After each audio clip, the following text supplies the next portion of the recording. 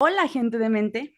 Pues yo estoy muy emocionada porque hoy tenemos el gusto de compartir este espacio con un invitado sumamente especial. Les comento. Él es doctor en Economía Política y Social en el marco de la globalización. Tiene un máster en Ciencias Políticas y de la Administración con especialidad en Análisis Político, máster universitario en Formación de Profesorado de ESO, licenciado en Ciencias Políticas y de la Administración. Además, es investigador del Departamento de Economía, Desarrollo y Medio Ambiente del Euro-Mediterranean University Institute de la Universidad Complutense de Madrid y de su grupo de investigación Theoria.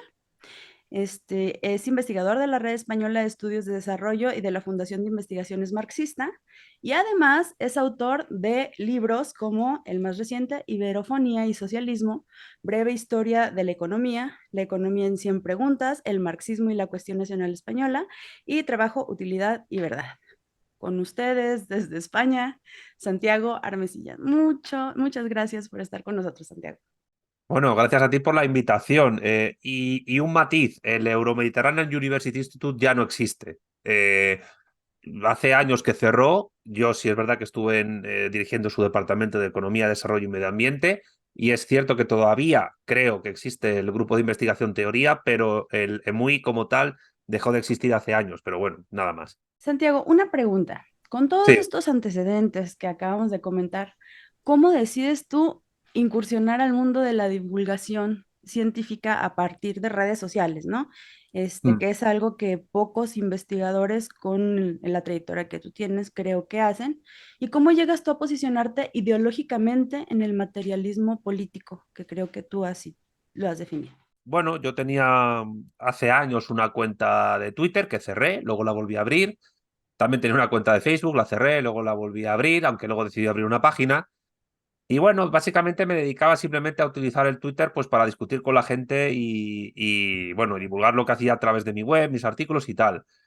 Pero claro, todo dio y tenía un canal de YouTube bueno, que no hacía nada especial con él, salvo subir la defensa de mi tesis doctoral y los vídeos que había por ahí dispersos. Pero hay que decir que quien me impulsó a utilizar mi canal de YouTube de una manera más intensa, más profesional, más, digamos, pues como lo utilizo ahora, fue mi novia, fue Alicia Melchor Herrera, la que me insistió, tú tienes que hacerte youtuber, tienes que dedicarte al impulso audiovisual, tienes que dedicarte ahí a volcar tus investigaciones, a ver vídeos editados, a hacerlos tú.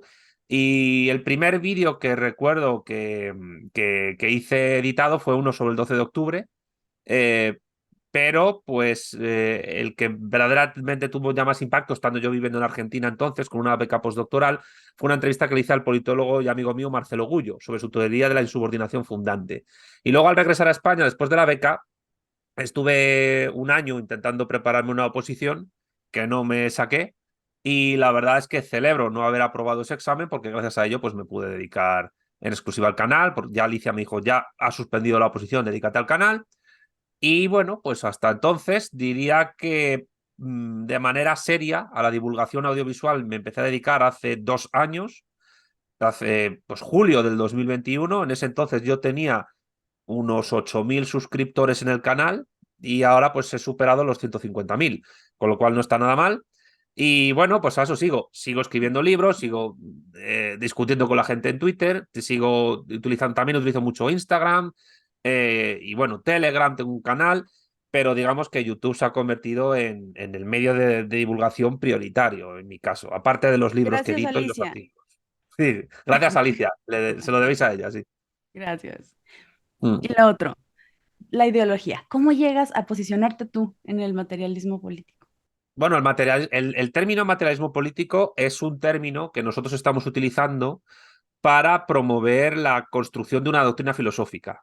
Eh, eh, Esa doctrina filosófica que la estamos impulsando primero a través de las vanguardias iberófonas. Hay una vanguardia en México, vanguardia española, en Argentina, en Costa Rica está el bloque revolucionario obrero y campesino, también está vanguardia venezolana y vanguardia comunista chilena. Y en septiembre habrá una novedad muy importante respecto al materialismo político que de momento no puedo decir, pero la medio anuncio en tu canal, esto es una exclusiva, porque va a ser una cosa que va a permitir la construcción y la divulgación del sistema de una manera mucho más centralizada. Ese término no lo invento yo, es un término que existe desde el siglo XIX, primero de manera peyorativa para tratar de hablar de cualquier corriente pues, opuesta al idealismo político que empezó en Italia a decirse y luego más tarde en España, en México, etcétera. Y es en el siglo XX cuando empieza a utilizarse el término materialismo político para hablar de determinados planteamientos filosóficos de filosofía política. Hay que decir que Gustavo Bueno y su materialismo filosófico son un pilar fundamental junto con el marxismo de lo que es el materialismo político. El materialismo político, en el fondo, sin negar otras influencias de otros autores, es sintéticamente la fusión nuclear de dos átomos ligeros, el átomo ligero marxista y el átomo ligero del materialismo de Gustavo Bueno, que al fusionarse en una fusión nuclear genera un núcleo atómico, o queremos con ello que generar un núcleo atómico de una potencia analítica brutal, tremenda. Que es el materialismo político. Bueno utilizó por primera vez el término materialismo político en un ensayo suyo de 1991 llamado Primer ensayo sobre las categorías de las ciencias políticas. Y en ese ensayo lo utiliza para distinguir su filosofía política del idealismo político y del formalismo político.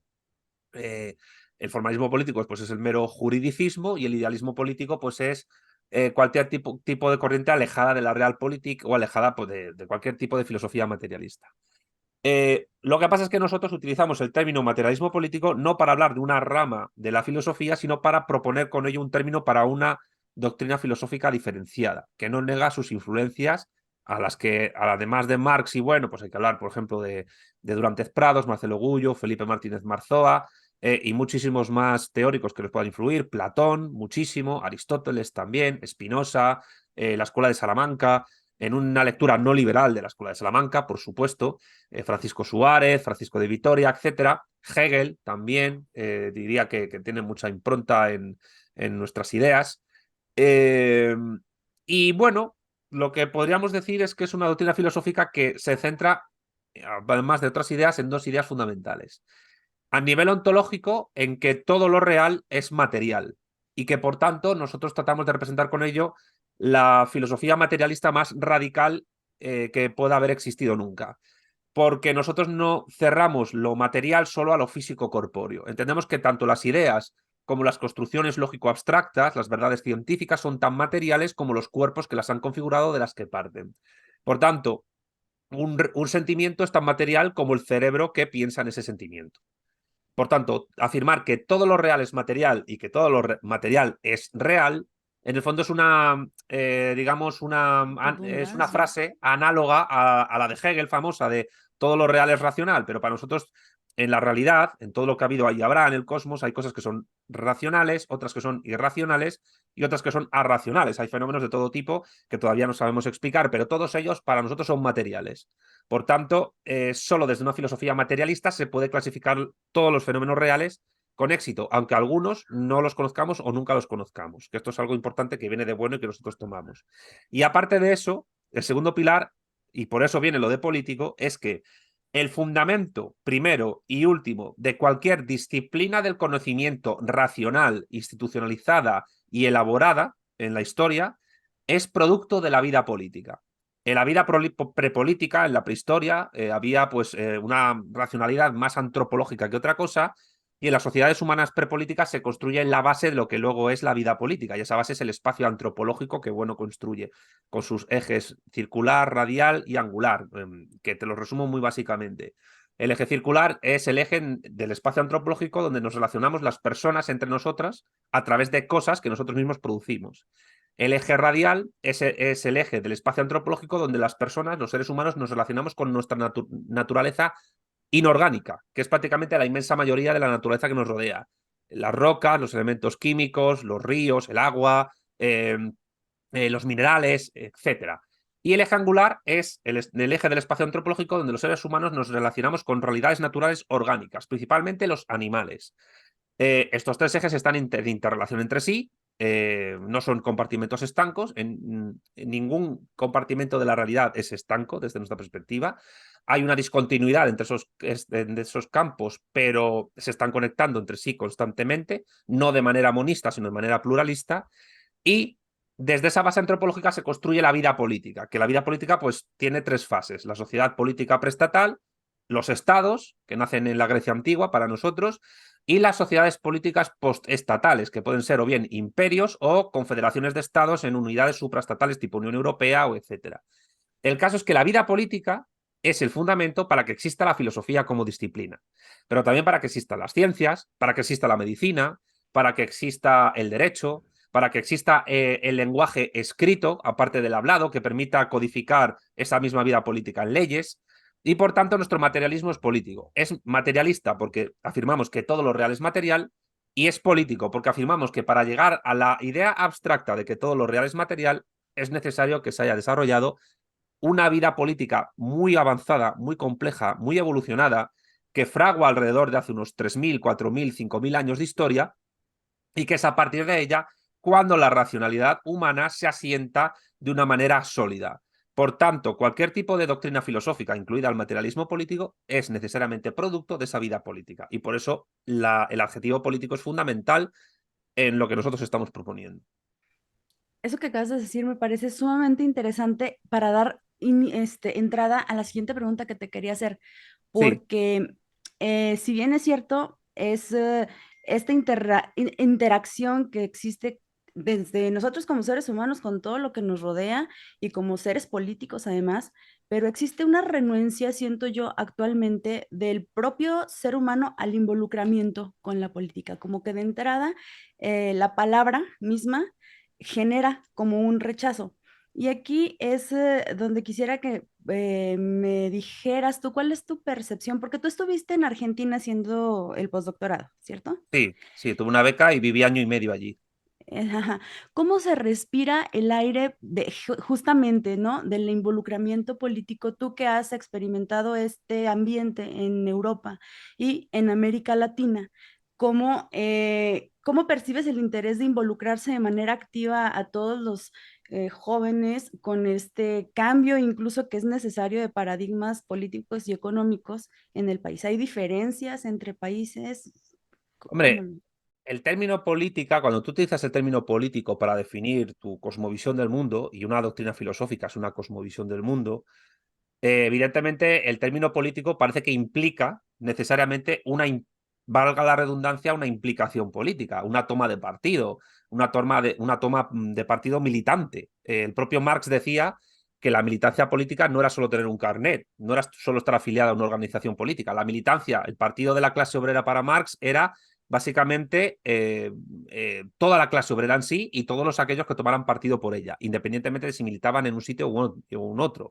Y Marx estuvo muchísimos años sin estar afiliado a ninguna organización política y ha hecho más por la clase obrera que muchos que han tenido carnet toda su vida. Escribir El Capital, los Grundrisse, etcétera, pues es prueba de ello, ¿no? Y se estuvo años sumergido en los libros de la Biblioteca de Londres para poder escribir su obra maestra, que es una obra maestra no ya solo económica, sino sobre todo filosófica. Esto hay que dejarlo claro. Marx construye una nueva ontología filosófica en El Capital. Su crítica de la economía política es una crítica hacia la economía tomada como ideología que justifica la estructura económica de la modernidad capitalista. Ese es el planteamiento nuestro, que parte de Marzoa, por cierto. Entonces, una vez dicho esto, ¿cómo respondo a tu pregunta? Nosotros no tomamos el término político solo en un sentido militante, que también, porque la filosofía también es militante, también la filosofía toma partido por algo, no es políticamente neutra. Pero cuando hablamos de política, aparte de afirmar la militancia y la no neutralidad, sí la objetividad, pero no pero no la neutralidad, perdón, yo diría que afirmamos el término política como una necesidad esencial para el desarrollo de la racionalidad operatoria humana, para la existencia y recurrencia de la persona, de los grupos morales, de las sociedades y comunidades políticas. Lo político es simplemente aquello que ordena de una manera recurrente y estable a los grupos humanos que han desarrollado técnicas, ciencias y tecnologías de una manera, pues, digamos, potente y con capacidad de intervenir en la realidad a la escala en la que nosotros podemos con nuestras limitaciones. Esto independientemente del país, es decir, en esto da un poco igual si estamos en España o si estamos en Hispanoamérica, Iberoamérica, etcétera, en Argentina o en México. Y también da un poco igual, entre comillas, lo digo, la etapa histórica en que se produce. Evidentemente no es lo mismo la vida política en la época del virreinato de Nueva España que en el México actual. porque la forma de pensar es diferente, la tecnología es diferente, las comunicaciones son diferentes, la forma de ver el mundo es diferente, en parte, y porque siempre el presente está totalmente determinado por el pasado y nosotros vamos a determinar a la gente del futuro con nuestras acciones, ¿no? Pero lo político es algo más que la militancia. La militancia es fundamental en lo político, pero lo político es simplemente la esencia de todo desarrollo comunitario humano que tenga una cierta complejidad.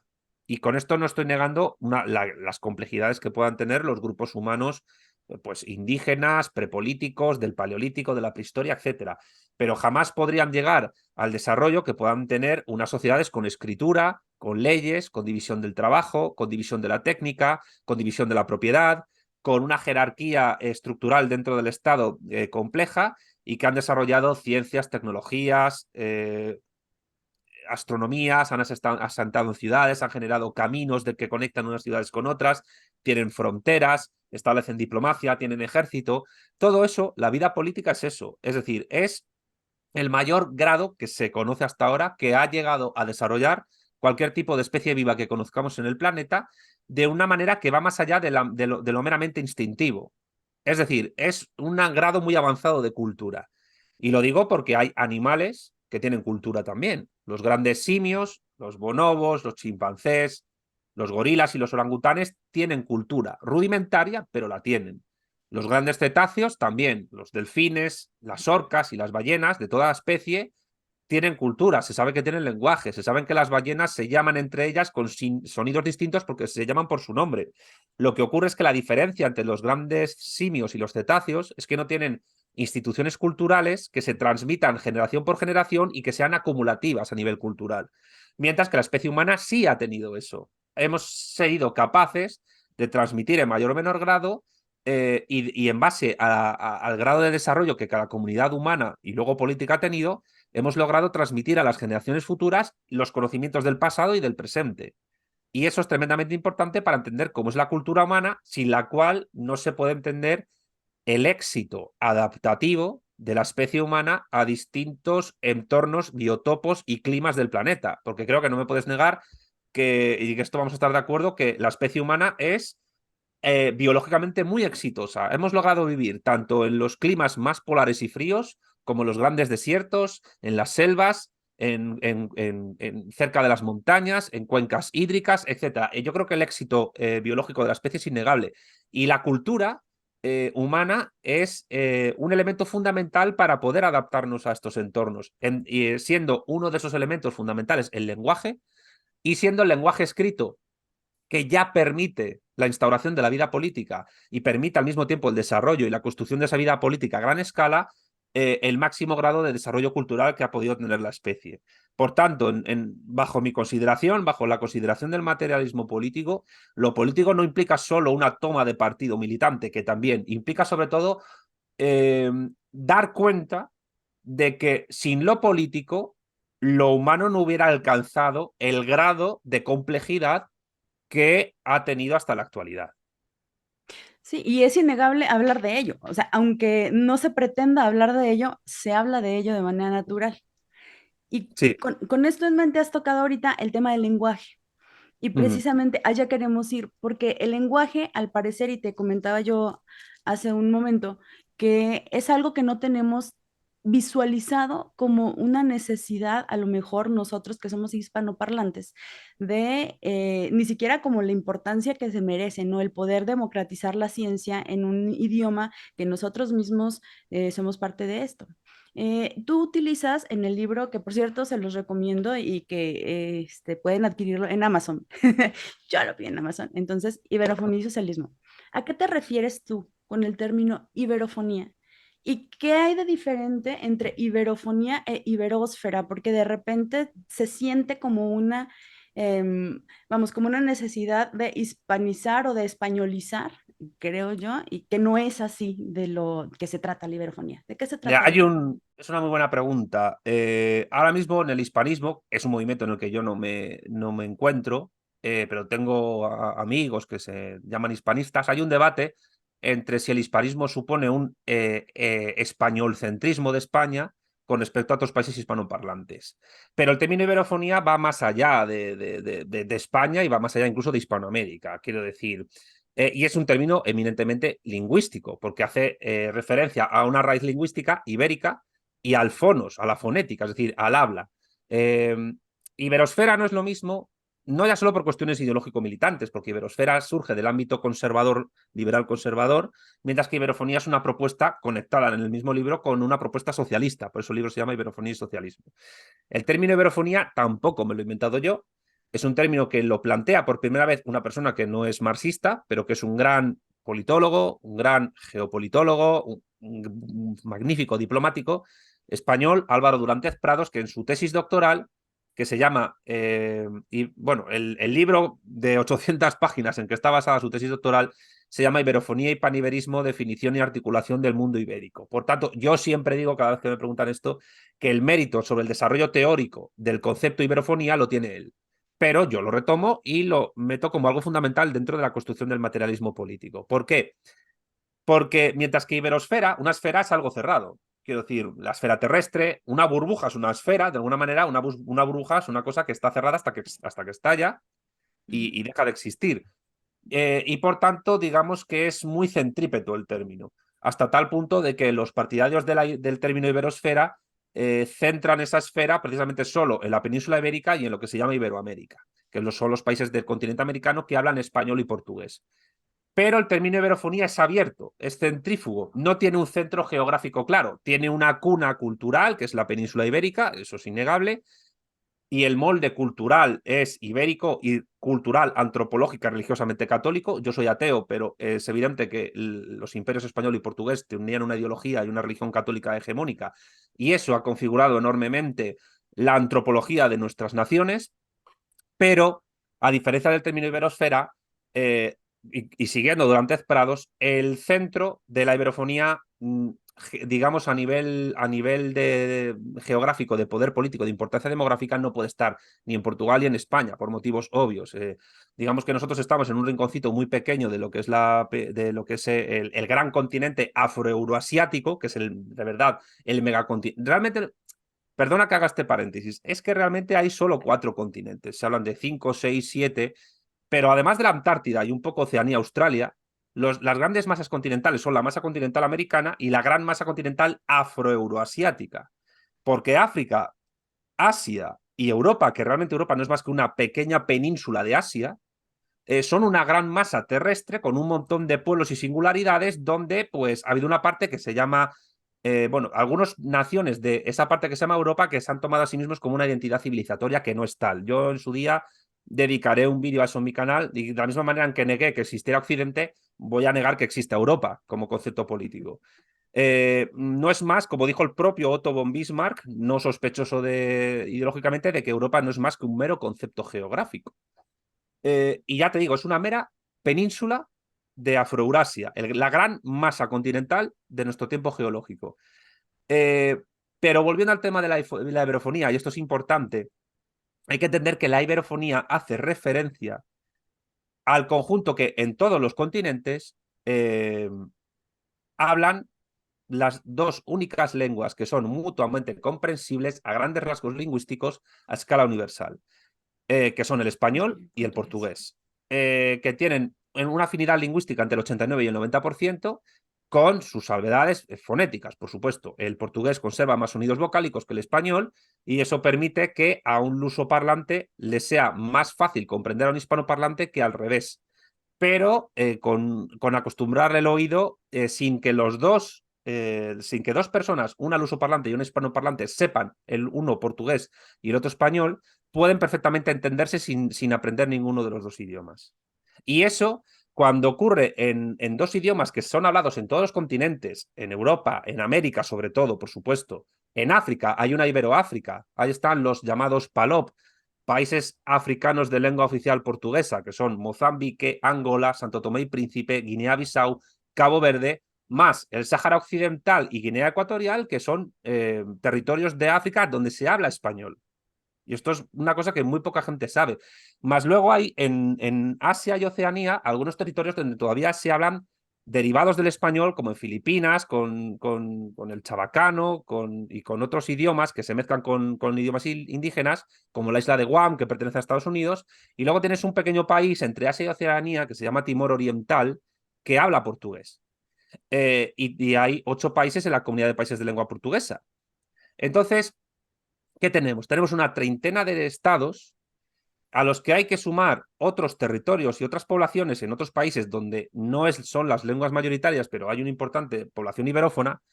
El ejemplo más claro es Estados Unidos, donde ya encontramos la segunda nación después de México con mayor número de hispanoparlantes, y en suma, la población lusoparlante y la hispanoparlante suman, como digo, unos 861 millones de personas.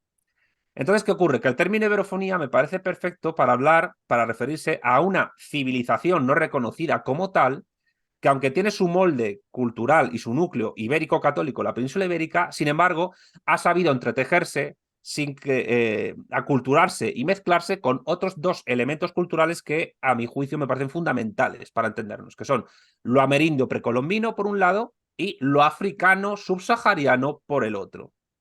Sin negar influencias de las migraciones posteriores en la historia, sobre todo a partir de las independencias y en el siglo XIX, cuando empiezan a llegar gente de otros lares del mundo, yo diría que la mezcla de lo ibérico católico, lo amerindio precolombino y lo africano subsahariano son el molde cultural, los 3 pilares fundamentales que sostienen el edificio civilizatorio de la iberofonía, que repito, son 30 estados y 861 millones de personas.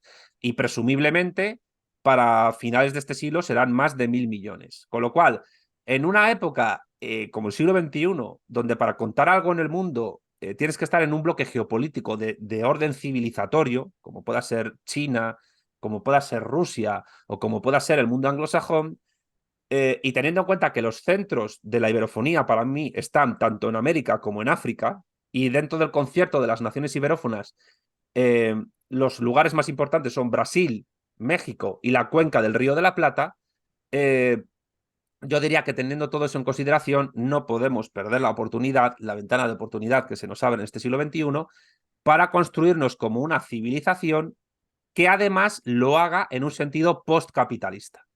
Y esa es la propuesta fuerte política, de militancia política, coherente con la doctrina que estamos construyendo, que se presenta en ese libro.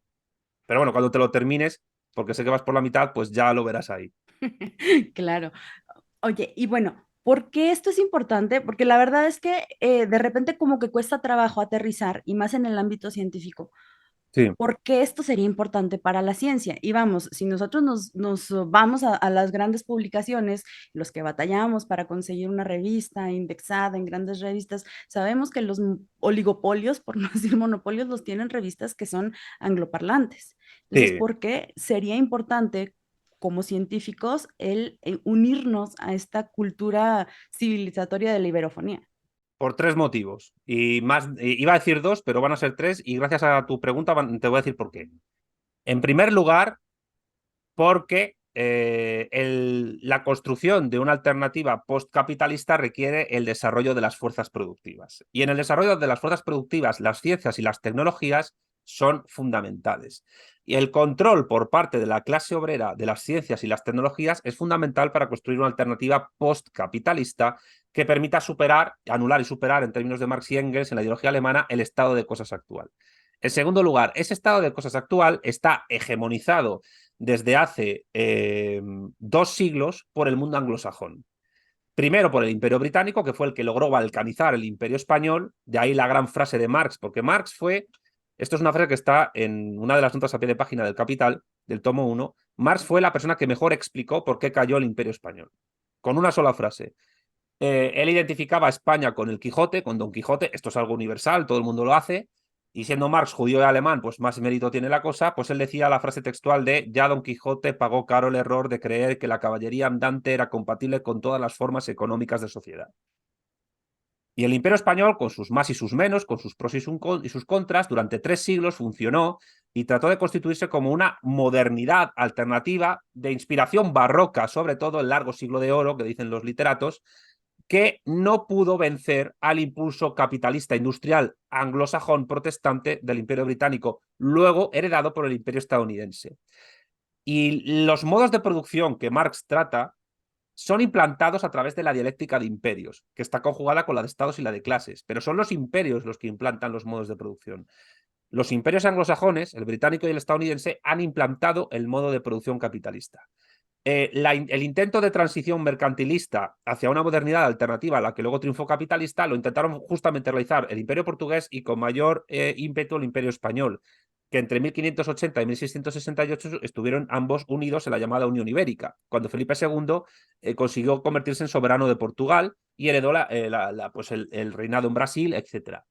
El, el feudalismo fue implantado después de la caída del Imperio Romano de Occidente y después por el Imperio Carolingio, habiendo bastante elementos feudales en muchas sociedades de otras latitudes. En Asia, Japón, por ejemplo, que para Marx es el máximo ejemplo de feudalismo que existe, y un poco los califatos islámicos.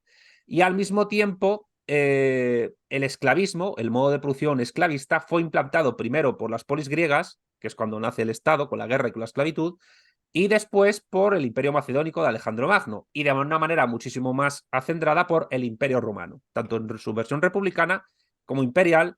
La inmensa mayoría de la población de Roma eran esclavos. Y en el fondo los proletarios actuales no son más que una forma refinada de esclavitud. De hecho, Diego Fusaro, en su obra Karl Marx y la esclavitud, afirma que la esclavitud económica capitalista es la forma de esclavitud más pura. Lo que pasa es que es combinada con una libertad política formal a nivel jurídico, donde el obrero supuestamente tiene libertad para venderse, como para vender su fuerza de trabajo a todo empresario, para que le explote, y al mismo tiempo es libre de las relaciones esclavistas anteriores. Lo que pasa es que esa libertad lo que encubre es una apariencia donde la realidad, las sombras de la caverna de Platón, es que el obrero, si no trabaja, si no es explotado por un capitalista, se muere de hambre. Claro. Entonces las alternativas es o trabajas y te explotan o te mueres de hambre. Entonces, ¿qué es el contrato voluntario que tanto defienden los liberales? Pues una apariencia formal de libertad jurídica que lo único que encubre es o te explotan o te pones a vivir debajo de un puente y a saber lo que pasa contigo. Entonces, la cuestión es que como los países derivados de la caída del Imperio Español y el portugués han tenido durante estos 2 últimos siglos muchas, incluida España, aunque España tiene transnacionales, pero también las tiene México, etcétera, y Brasil, aunque han tenido muchas dificultades para integrarse en la división internacional del trabajo capitalista que implantaron los imperios anglosajones, sin embargo, mal que bien, estamos dentro de las cadenas globales de valor y dentro de esa estructura económica de la modernidad que a partir de las ciencias y las tecnologías podrían superarse si fuesen controladas por la clase obrera. Y nos ha costado mucho integrarnos en esa estructura de la modernidad capitalista porque intentamos hacer una alternativa que fracasó y que cayó a inicios del siglo XIX y que al mismo tiempo, pues luego pues hemos sido o bien patio trasero rico la Unión Europea, España y Portugal, aunque cada vez menos ricos, o bien patio trasero pobre, como es el caso vuestro, en Iberoamérica. Entonces, el mundo anglosajón ha hegemonizado no ya solo la geopolítica mundial, sino también el desarrollo de las fuerzas productivas capitalistas a nivel tecnológico y científico. Esto está empezando a ser ahora contestado por China, porque en China saben que solo desde una gran potencia geopolítica se puede dar carpetazo al modo de producción capitalista y ellos incluso utilizan elementos capitalistas para poder conseguirlo. Hay que tener en cuenta, y esto viene con la tercera parte de la contestación, perdón si me estoy alargando, pero quiero que se comprenda bien el asunto, porque como has mencionado los artículos y tal, pues esto es una cosa que he hablado yo con Alicia muchas veces y que me parece fundamental dejarlo claro. Las ciencias y las tecnologías, bueno, primero, las ciencias están al servicio de las tecnologías. Las tecnologías existen gracias a las ciencias. De la técnica del arco y la flecha, y gracias a las ciencias, se puede pasar al misil balístico, que es una tecnología militar de precisión. Tanto el arco y la flecha como el misil balístico sirven para atacar o para defenderse. Una en un caso, digamos, antropológico para comer o para defenderse de otra tribu y en otro para la cuestión de la dialéctica de clases, estados y de imperios. Pero lo que ocurre en la estructura económica capitalista es que tanto las ciencias como es que las ciencias están al servicio de las tecnologías, del desarrollo tecnológico. Nadie niega la importancia de las ciencias, nadie niega la importancia de la construcción de verdades científicas, ni la importancia de los científicos, pero los científicos, como asalariados que son, están al servicio de una única cosa en el capitalismo, y es de la revalorización del valor, de la acumulación del capital y de la de producir plusvalor, es decir, de trabajo no remunerado. Por Es tanto, utilitaria totalmente. claro, por tanto, el científico no deja de ser, de otra manera, un obrero más. Y además, ¿cómo se concuerda esto con la geopolítica? Pues a través precisamente de las revistas académicas. ¿Por qué?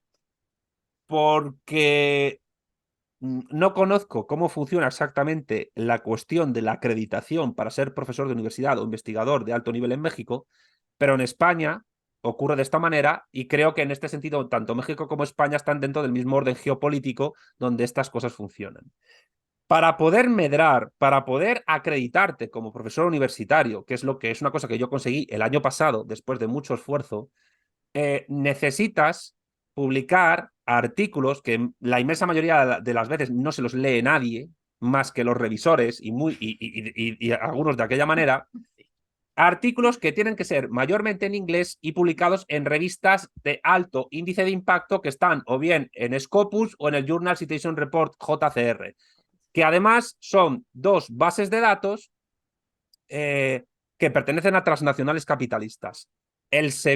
Scopus pertenece a la farmacéutica neerlandesa Elsevier, que por cierto empezó su andadura como editorial en el siglo XIX plagiando libros, y Journal Citation Report pertenece a la agencia Thomson Reuters, de capital anglosajón y con sede en Canadá, que es una agencia de noticias que durante mucho tiempo, durante la Primera Guerra Fría, se ocupó de producir propaganda anticomunista, antisoviética. Por tanto, si tú a nivel de ciencias sociales, de humanidades, de ciencias naturales o de ciencias formales y de medicina también, porque además las normas de citación muchas veces siguen las revistas médicas, quieres ser alguien y trabajar en la universidad, tienes que convertirte en un compulsivo productor de papers en inglés, de artículos, para que vayan a ese tipo de revistas, donde quien sale ganando no es ni siquiera el investigador, es la editorial que lleva la revista. En algunas incluso además te piden dinero por publicar, muchísimo dinero. Más de $1000 o incluso $2000 te puede pedir una revista para poder publicar. Y cuando tú eres un investigador independiente no te están pagando ninguna beca y no hay ningún departamento universitario ni ningún laboratorio que pueda pagar por ese artículo en el cual tu nombre va a aparecer a mitad de la lista entre el primero y el último, que son los que se llevan la gloria y los que se llevan los méritos, pues entonces no vas a tener éxito. Además, a ello hay que decir que hay unas nematologías o ideologías hegemónicas en esas revistas que si no las tratas no te van a publicar o es muy difícil que te publiquen, que son cosas que ahora, hoy día, pues son liberalismo económico, ideología woke, izquierda indefinida, feminismo, cambio climático, ecologismo, etcétera. Con lo cual, si no te mueves en esos parámetros, no podrás entrar en las universidades a trabajar y las universidades no son más que campos de batallas ideológico-políticos donde se van a gestar los intelectuales orgánicos del capital del presente y del futuro. Y además hegemonizadas por el mundo anglosajón, porque aunque hay muchas revistas indexadas en otros idiomas, en español también, sin embargo, no se sabe por qué en muchas universidades, en muchos departamentos, se valora más que publiques en inglés a que publiques en tu idioma o en otro idioma. Sí, Por totalmente. tanto, ¿qué se ve en el ámbito académico? Que la dialéctica de clases, de estados y de imperios y el hecho de que las ciencias están al servicio del desarrollo tecnológico capitalista y, por tanto, al servicio de la revalorización del valor, del acrecentamiento del capital, de las cadenas globales de valor y de la producción de plusvalor de trabajo no remunerado al obrero, entonces el científico se encuentra en un callejón sin salida porque si quiere trabajar, entre comillas, de lo suyo, necesita pasar por el aro geopolítico y geoeconómico del capital anglosajón. ¿Cómo se puede contrarrestar esto? Pues desde un eje geopolítico contrario al anglosajón, por ejemplo, el iberófono, donde las revistas funcionen de otra manera y puedas publicar sin ningún tipo de problema en tus idiomas, en español o en portugués, por ejemplo, y donde se consiga que sea más importante el artículo en sí que la editorial que te va a editar. Sí, No sé si me he claro, pero eso explicado. tendría que partir desde las mismas políticas de las universidades que están poniendo esos parámetros para darte una certificación como docente o en este caso en México como parte del Sistema Nacional de Investigadores, que justo son las exigencias que te hacen buscar este tipo de foros, no este tipo de revistas. Ya, pero es que es que el sistema en el que uno está metido para poder lograr eso es tremendamente, no sé si llamarlo perverso o imperfecto, vamos a decir perverso, porque para empezar, se supone que también se valoran la docencia, la participación en congresos, en seminarios, en jornadas, etcétera. Pero luego, muchas veces, como se necesita publicar, la gente no va a congresos, ni va a seminarios, ni hace nada y se dedica única y exclusivamente a preparar artículos y ni siquiera a preparar clases, si es que llegan a dar clases. Y como además los tiempos de espera para poder publicar un artículo pueden variar muchísimo y pueden durar desde 1 año a 2 años, estás en una incertidumbre absoluta, completa y total, y dependiente de que le caigas más o menos bien al revisor de turno que esperas que no te conozcan y le caigas mal. Con lo cual, los departamentos universitarios no pueden cambiar eso, porque entonces el chiringuito que tienen montado para que la endogamia que tienen de los profesores y la reposición de investigadores tienen no se caiga abajo. Porque tú puedes tener un currículum fantástico, yo tengo un buen currículum, está mal que lo diga, pero es así, pero en esta vida solo hay tres maneras de poder medrar en la academia. Una, con un buen padrino; otra, siendo muy bueno; y la tercera, que es la más exitosa, es siendo muy bueno y teniendo un buen padrino. Y teniendo mucho dinero, sí. Claro, entonces hay veces que muchos departamentos prefieren escoger a un investigador que tienen ahí agazapado desde hace años esperando su lugar a que un capo del departamento le coloque, a otra persona que ha rotado más por el mundo con este rollo del sujeto hidropónico que dice mucho Alicia, de estar de un nómada laboral, que ha dado muchas vueltas por el mundo, que ha tenido muchas becas y que tiene un currículum de la hostia, pero como no es del departamento, como no es un protegido del profesor o del decano de turno, pues no tiene ninguna oportunidad. Porque además, si te contratan, va a haber gente de ese departamento que te diga: te vamos a hacer la vida imposible porque te han escogido a ti y no al nuestro chico o nuestra chica. Y esto funciona así. Y está mal que, a lo mejor está mal que yo lo cuente públicamente, pero las universidades funcionan así. Las universidades actuales en países como México, como España, como Estados Unidos, tienen lo peor de las universidades medievales, feudales, y lo peor del el criterio liberal de contratación y de acreditación de gente. Y si encima eso está hegemonizado por el eje anglosajón, porque hay que recordar que, vale, el ranking de Shanghái se llama de Shanghái, pero no lo hacen los chinos. El ranking de Shanghái lo hacen los anglosajones y las 10 primeras universidades son 8 estadounidenses y 2 británicas. Y yo lo siento, pero yo he conocido gente que ha estudiado en Harvard y en Yale y tienen un nivel que podría ser muy inferior a la persona de cualquier universidad de provincias de España o del interior de México que sea pública. No tienen nada que envidiarle. Entonces, ¿qué es lo que pasa? Pues que esto es geopolítica pura y dura.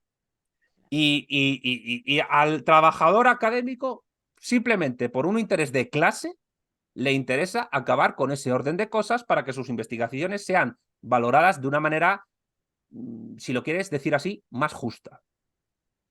Sí, sí, claro. Bueno, a ver, y pensando en esto, y pensando en que una solución podría ser unirnos todos como iberófonos a un mismo frente y estar todos alineados, yo encuentro también como problemática en que se encuentran, cuando menos en Latinoamérica, vigentes dos grandes leyendas negras, les han llamado, ¿no? Una, Sí, la antiespañola, y dos, sí. la anticomunista. ¿Cómo nos pega esto? Pues mira, hay un youtuber mexicano, Migala, que dice que la leyenda negra es una teoría de la conspiración. El problema de Migala es que él no entiende dos cosas. Primero, que las conspiraciones existen. La gente se pensaba que la red Gladio era falsa y luego se mostró que existió.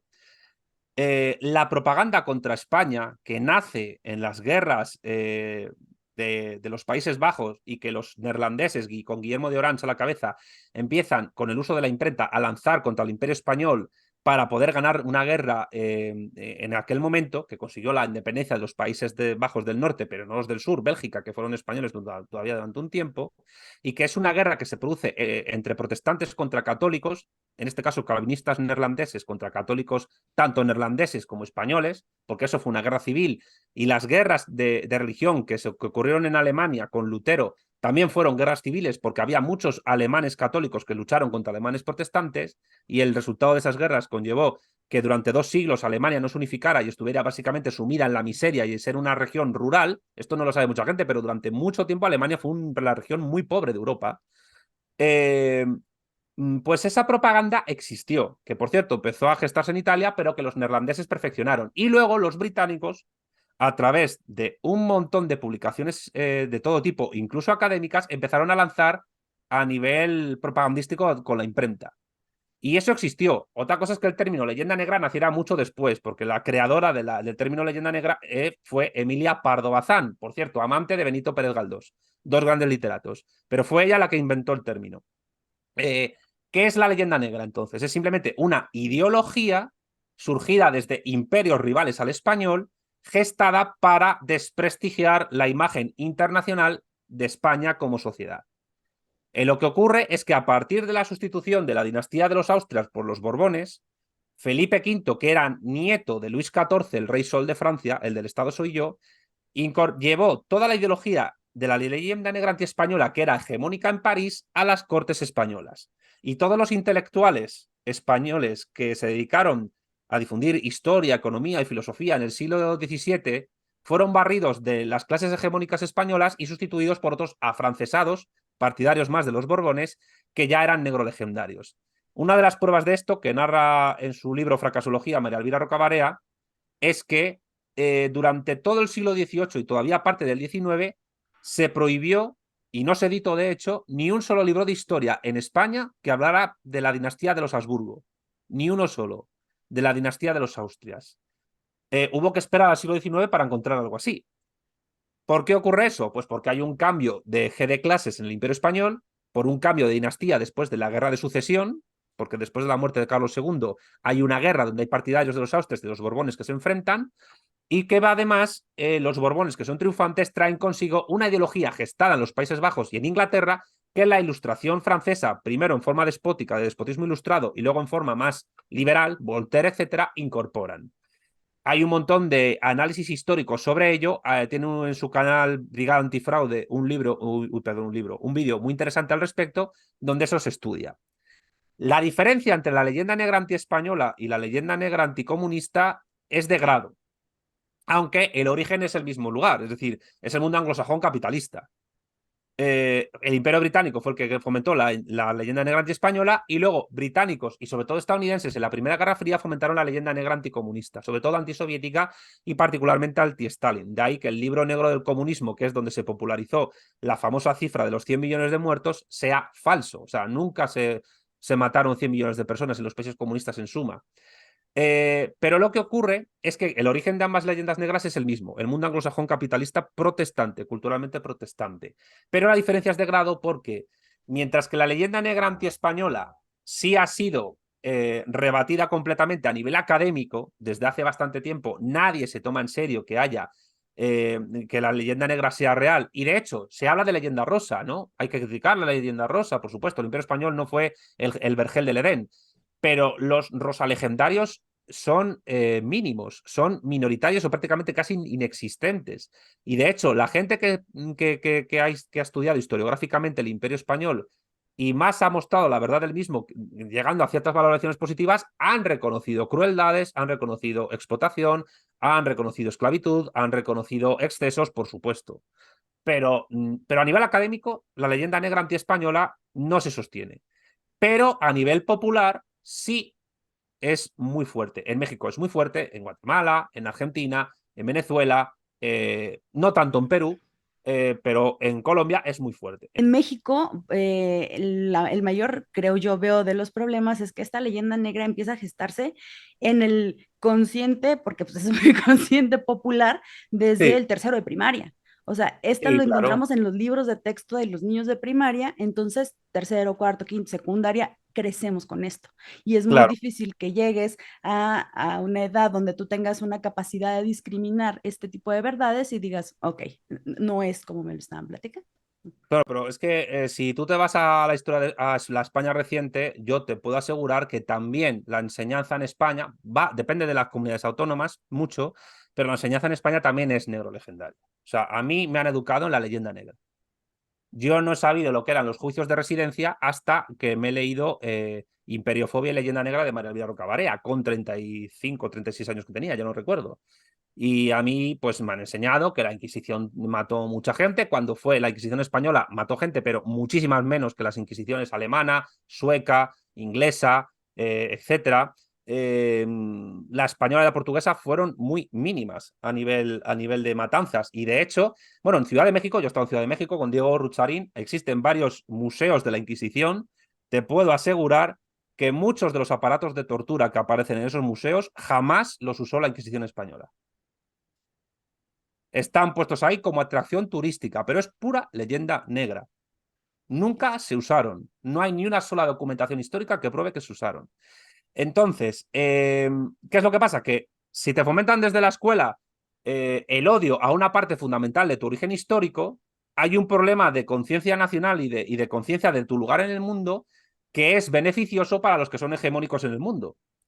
Porque si los chinos han denunciado el siglo de humillación que vivieron desde la instalación por el Imperio Británico de las guerras del opio hasta la revolución de Mao Zedong y la proclamación de la República Popular China en 1949, los países hispanos e iberófonos sufrimos ya 2 siglos de humillación, porque estamos divididos y porque nos han hecho pensar que somos el culo del mundo cuando llegó un momento en que el centro del mundo era México, en que el virreinato de Nueva España era el lugar más rico y próspero de todo el Imperio Español. Y que mientras Madrid era, lo digo como analogía, era Washington, la Ciudad de México era Nueva York y Lima era Los Ángeles.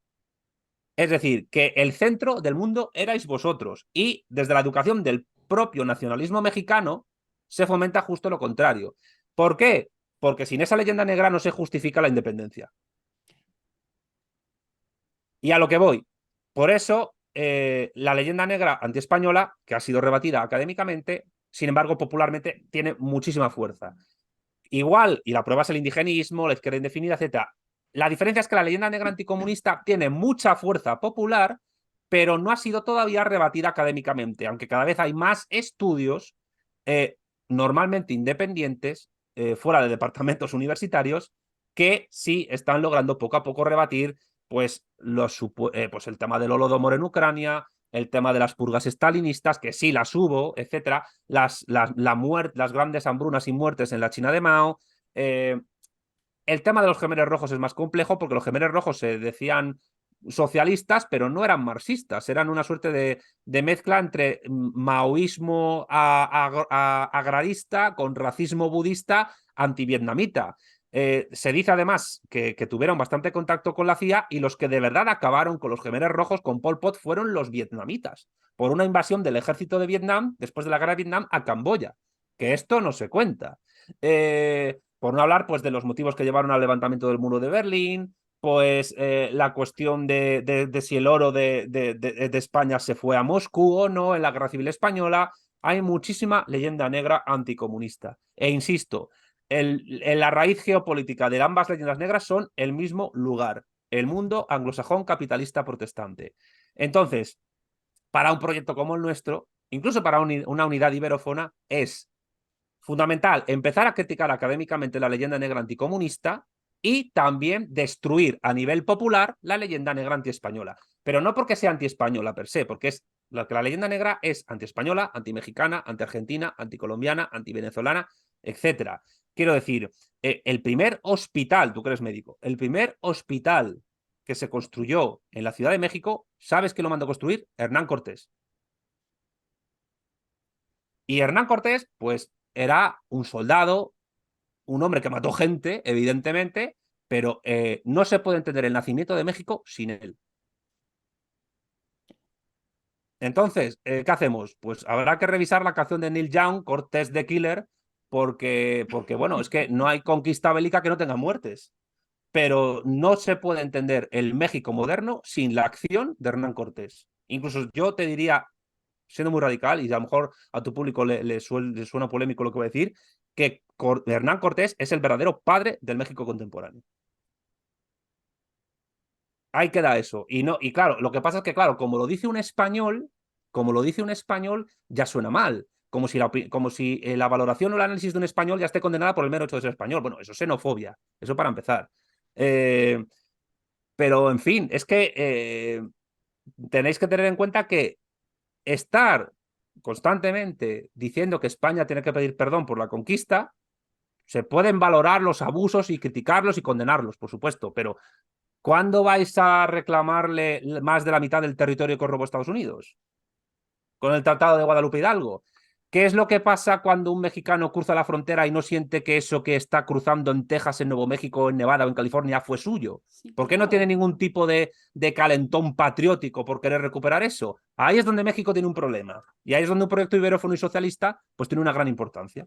Claro, y a eso me refiero la cuestión de perpetuar este tipo de leyendas negras porque nos impiden como hispanoparlantes hacer una unión en verdad porque somos muchos, somos millones, hay muchos países involucrados. Sin embargo, estas pequeñas diferencias hacen, por ejemplo, que un investigador quiera, por el prestigio que se le da, publicar en una revista angloparlante que en una revista española, por decirlo, Bueno, o o las española mismas revistas mexicanas que te o piden que mexicana tú o escribas en colombiana, lo que inglés. fuese, claro, claro. Ujú. Pero porque esa red académica es una red que permite una hegemonía geopolítica dentro del campo liberal capitalista, que es fundamentalmente anglosajón. Los franceses a su manera, con sus liceos, intentaron contestar a eso, ¿no? Académicamente, pero poco a poco, pues al final han tenido que entrar por la puerta que ellos les han puesto. Pero la cuestión es, a ver, académicamente, nosotros no nos cerramos al mundo, no nos cerramos a las investigaciones buenas que se hagan en el mundo anglosajón, por supuesto, ni en ningún otro lugar del planeta. Todo lo que sea positivo lo absorberemos, no hay problema. ¿Queremos ser cabecitas de ratón o queremos ser cola de león? Porque si queremos ser cola de león, un elemento fundamental es la destrucción de la leyenda negra a nivel popular. Y entender que primero, tú no puedes interpretar una época histórica desde tu mentalidad moderna, democrática, liberal, progresista o como fuese. No puedes, porque no vas a ser capaz de entender las motivaciones de la gente de esa época, sean esa gente aztecas o sean españoles del siglo XVI. Es imposible. Y en segundo lugar, tampoco puedes entender las motivaciones que llevaron a muchos, bueno, o sí las puedes entender, es decir, ¿por qué a Hernán Cortés y a un puñadito ínfimo de españoles que llegaron a Mesoamérica entonces se les unieron tantos pueblos indígenas contra los mexicas, contra los aztecas? Pues porque se unieron contra un régimen de explotación y de bastante fuerte que tenían los aztecas. Y cuidado, esto no niega que los aztecas fueran una sociedad tremendamente avanzada en el contexto geográfico en el que estaban. Los mayas también eran muy avanzados, pero precisamente por ese nivel de avance tecnológico y de avance civilizatorio que tenían los aztecas, su capacidad destructiva era mucho mayor. Por eso tenían mayor capacidad de hacer sacrificios humanos y de practicar el canibalismo que otros pueblos que sí lo hacían a una menor escala con menor tecnología. Voy a poner una analogía, quiero decir, más moderna. Estados Unidos pudo lanzar las bombas atómicas a Hiroshima y Nagasaki porque tenía más tecnología para hacerlo que otros involucrados en la Segunda Guerra Mundial. Y Estados Unidos con ello logró vencer a Japón en la Segunda Guerra Mundial, aunque realmente la lanzó para avisar a Stalin, a la Unión Soviética. De fíjate lo que tengo, que yo he llegado a Berlín antes que tú y tenía los planos de la bomba atómica que los alemanes ya estaban haciendo. Por eso tuvo que correr la Unión Soviética aceleradamente y también China para tener ellos también su bomba nuclear. Pero lo que te quiero decir es que Estados Unidos pudo causar más destrucción militar en Japón gracias a las bombas atómicas porque tenían un mayor grado de desarrollo. Cuanto más grado de desarrollo tecnocientífico tenga una sociedad, más la crueldad que puedan ejercer puede ser infinitamente mayor. Aunque también puede tener recursos para evitar esa crueldad. Es sabido que hubo algunas personas dentro del Estado azteca que quisieron acabar con los sacrificios humanos, pero nunca les hicieron caso. Pero realmente solo se acabaron con esos sacrificios humanos y con el canibalismo a partir de la Guerra de Cortés y a partir de la conquista de Mesoamérica y a partir de la unificación de todos esos pueblos en una única unidad política que fue poco a poco el Virreinato de Nueva España, que en su pico de máxima extensión, que por cierto, ya quisiera el México actual tener esa extensión, iba desde el sur de Alaska hasta el Istmo de Panamá y desde las Antillas como Puerto Rico, Cuba y la isla de la Española, que eran mexicanas, hasta las Filipinas. Porque quiero recordar que el galeón de Manila, que iba varias veces al año desde Filipinas hasta el Virreinato de Nueva España, hasta el puerto de Acapulco, eh, lo que permitió es que fueran verdaderamente los novohispanos, es decir, mexicanos, los que conquistaran Filipinas. Y de ahí que muchas tradiciones culinarias y de vestimenta mexicana estén muy presentes en las Islas Filipinas. Para que la gente se entere en México de lo que fuisteis. porque yo creo que el problema es que no sois conscientes de lo que Eso. durante 3 siglos fuisteis. Finalmente, la mayoría de la sociedad está o tiene o se le ha inculcado esta posición de víctima, cuando en Sí, realidad no es así. Entonces, entendiendo pues que nosotros podamos entrar en esta era iberofónica, ¿crees tú sí. que también debería o vamos a llevar una transición, el capitalismo hacia el socialismo? ¿Iría de la mano, pues? La- Yo creo que tiene que ir de la mano. Yo sé que hay gente que defiende estas cosas que no son marxistas, que son algunos incluso liberales o tradicionalistas. Bueno, me parece bien que defienda la unidad, no hay problema, pero el problema es que no se puede estar en misa y repicando.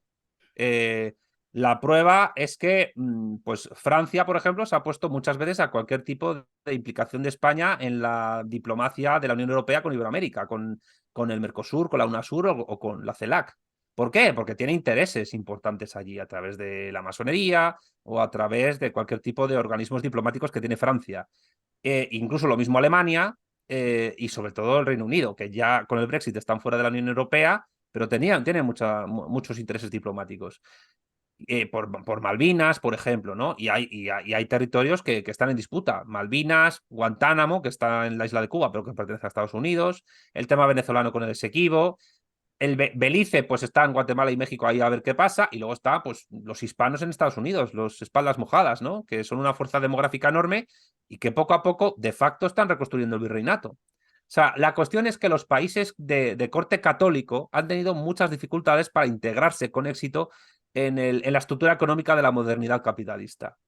Eh, y la única manera en que han tenido de hacerlo es cuando la doctrina social de la Iglesia ha ido cediendo posiciones poco a poco hasta aproximarse a un ideario más liberal.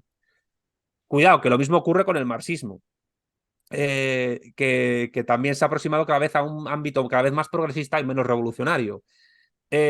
Hubo intentos de sincretismo entre ambas ideas, como la teología de la liberación, pero yo creo que la teología de la liberación al final hizo daño tanto al marxismo como a la doctrina social de la Iglesia, porque al final lo que quedó fue la nada y las sectas evangélicas pues han ido avanzando. Y las sectas evangélicas son tentáculos imperialistas de Estados Unidos. ¿Que puede haber evangélicos que estén en contra del imperialismo estadounidense? Por supuesto, pero tienen que tener en cuenta dónde surgen, dónde nacen y qué intereses geoestratégicos hay ahí. Tú sigue el rastro del dinero y ahí nos enteraremos del asunto. La cuestión es que, de la misma manera en que los chinos ven incompatible su concepción comunitaria confuciana con el capitalismo anglosajón, y de la misma manera en que los rusos ven incompatible su cosmovisión ortodoxa y comunista soviética con ese liberalismo anglosajón, o los musulmanes, nosotros nos pasa igual. Por tanto, si alguien piensa que podemos construir una unión iberófona de corte liberal capitalista al modo anglosajón, está equivocado. ¿Por qué? Porque de hecho lo que se llama hoy liberalismo, que es un término que surge en España, sin embargo, no es más que la tradición Whig anglosajona que se ha apropiado de un término nuestro. Pero es la tradición Whig. Y luego están los Tories, que son los conservadores, pero es prácticamente lo mismo. La cuestión es que, a mi juicio, una plataforma geopolítica iberófona solo puede triunfar, aparte de unida, la unión hace la fuerza, teniendo en cuenta que el centro de esa unidad está en Iberoamérica y en Iberoáfrica, solo puede triunfar si con ello acaba con 2 siglos de humillación, y la leyenda negra antiespañola es una herramienta ideológica para que sigan esos siglos de humillación funcionando, y acabando con la hegemonía del capital estadounidense anglosajón a escala americana y global. Por tanto, la iberofonía y el socialismo están inextricablemente, a mi juicio, unidas. ¿Crees factible que suceda? ¿Está sucediendo? Yo creo que es factible, otra cosa es que ocurra. Pero para que algo ocurra, hay que hacer que ocurra. Claro, porque hay muchísimos intereses ahí. Claro, pero para dejar de preocuparnos si va a ocurrir o no, hay que Hay, ocuparse de que ocurra. hay que hacer De que ahí ocurra. que se estén gestando las vanguardias en distintos países. De ahí que ahora en septiembre pues haremos una noticia importante a este respecto. Y de ahí pues bueno, que vayamos fomentando estas ideas. Y también que la gente, yo por lo menos lo experimento en mi canal, esto lo he hablado muchas veces con Alicia, a la gente le gusta y lo he hablado con Diego cuando estuve allí en tu país, a la gente le gusta que el cerebro le haga así, catacroker. Le gusta que el cerebro se lo retuerzan para bien, para salir como unas como de Matrix o de la caverna platónica, etcétera. Y la función que yo cumplo con mi trabajo, y particularmente con el trabajo en YouTube, es esa. En la medida de mis posibilidades, y teniendo en cuenta que me puedo equivocar, pero para eso están los demás, para demostrarme que yo estoy equivocado, en la medida de mis posibilidades, mostrarle a la gente que le están contando cuentos, que le están ofreciendo sombras y que no somos más que sujetos encadenados a la caverna, que no sabemos nada de la realidad del mundo y que llevan durante muchísimo tiempo unos señores por detrás enseñándonos sombras proyectadas por un fuego en una pared. Y nos creemos que esas sombras, desde el tercero de primaria, son la verdad. Y no es así. Entonces, ¿qué hago yo con mi trabajo? ¿Qué hacemos nosotros con el materialismo político? Tratar de sacar a la gente de la caverna, que salgamos todos de la caverna, teniendo en cuenta que el retorno a la caverna para sacar a nuestros congéneres, a los que nos rodean, siempre es una actividad riesgosa, siempre. Y no es agradable, pero hay que hacerla. Sí, no es agradable porque aparte, como ya dijimos, va a haber muchas oposiciones que van a decir, no es cierto, estás mal, o no te Sí, conviene claro. salir de ahí y sigue tú feliz siendo un maquilador de papers, en el caso de los científicos, sin cuestionarlo y te damos Hombre, una posición.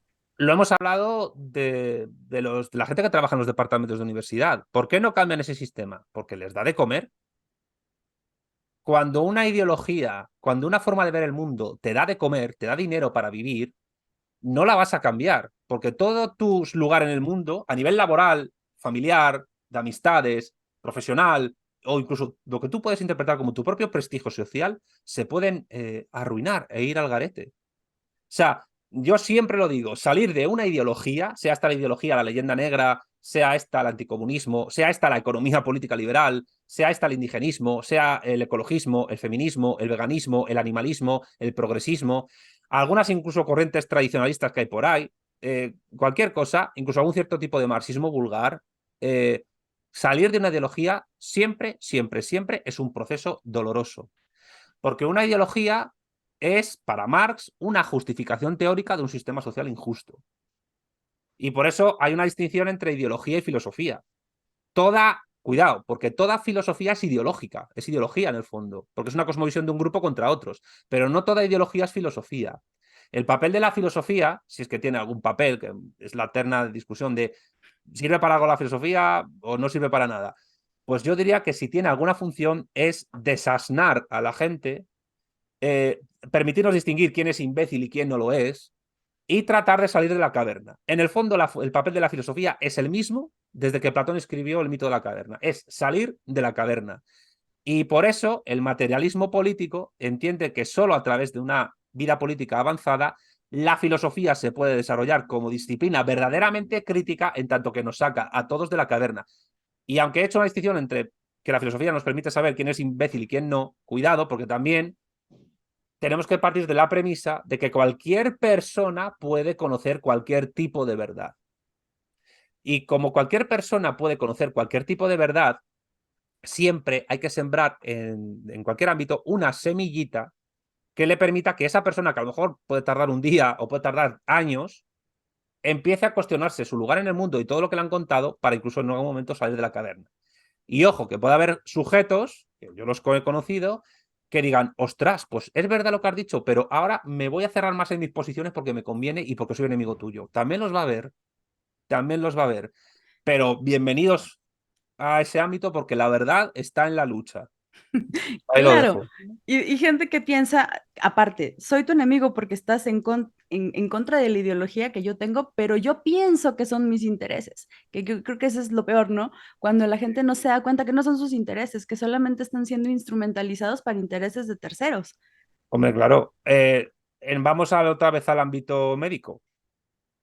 Tenemos un problema en una profesión tan linda como es la medicina, cuando el papel del médico, que es un asalariado, del enfermero, del ATS, de los profesionales de la salud, está al servicio de la revalorización de capital y, por tanto, al servicio de grandes corporaciones farmacológicas, farmacéuticas, que tienen más interés en producir enfermos crónicos que en curar gente. Y entonces, ¿qué es lo que pasa? Pues que el médico, ¿al servicio de quién está el médico? ¿Del capital o del paciente?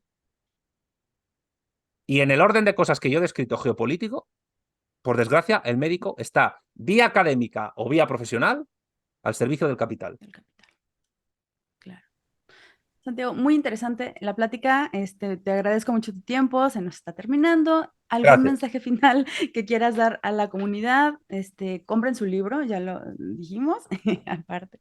Pues nada, yo muy agradecido por tu invitación. Quiero mandar un enorme abrazo a todo México, un país al que amo, a toda tu comunidad, a todos los médicos del mundo que a veces no se dan cuenta de cómo la vida de una persona puede depender de ellos. Puede a una persona hacerle mucho bien o hacerle mucho daño. Y eso a veces a los médicos se les olvida, porque evidentemente tienen que tener un cierto nivel de abstracción para no implicarse emocionalmente con lo que viven. Es normal, su profesión lo demanda. Es decir, en cierto sentido tienen que ser un poco, lo digo con muchísimas comillas, idiotas, en el sentido filosófico griego de la palabra, para ocuparse solo de lo suyo y no estar pendiente del mundo. Pero muchas veces el médico no es consciente de, de, de la de vidas que dependen de cualquier mínima decisión que tome. Es impresionante. Pero yo quiero mandar un gran abrazo a todos los médicos del mundo, particularmente a los mexicanos y a los que nos escuchen. Y en todo caso, pues nada, que me busquen por redes sociales, que busquen mi web, que busquen mis libros, que busquen mi canal de YouTube. Con que ponga Santiago Armesilla lo van a encontrar todo. Armesilla Conde, estoy en TikTok, estoy en Instagram, estoy en Twitter, en Facebook, canal Santiago Armesilla y mi web www.armesilla.org. Ahí están todos mis libros, artículos, etcétera. Y nada, yo quedo a tu entera disposición para cuando quieras que regrese a tu espacio. Muchísimas gracias, me encantó hablar de estos temas. Creo que hay mucho que hablar de aquí. Y yo una cosa que rescataría de todo esto es la no apatía. Digo, independientemente de la postura que queramos tomar, de las corrientes ideológicas a las que nos queramos alinear, siempre es bueno conocer, no ser apáticos, involucrarnos, que finalmente la política, como lo decía Santiago en un principio, es algo que involucra más allá de una mera sacar la credencial del elector e ir a votar el día de las elecciones. Mm. Bueno, Gracias. por cierto, una cosa, pone abajo Alicia Melchor Herrera porque me he conectado con su cuenta, pero que yo soy Santiago Armesilla, no soy Alicia Melchor Herrera, pero bueno, que no pasa nada, que es divertido esto. Ya está. Van a seguir a Alicia. Bien, gracias. Bueno, sigan a Alicia también. Un abrazo, muchas Sigan a gracias. Alicia, gracias.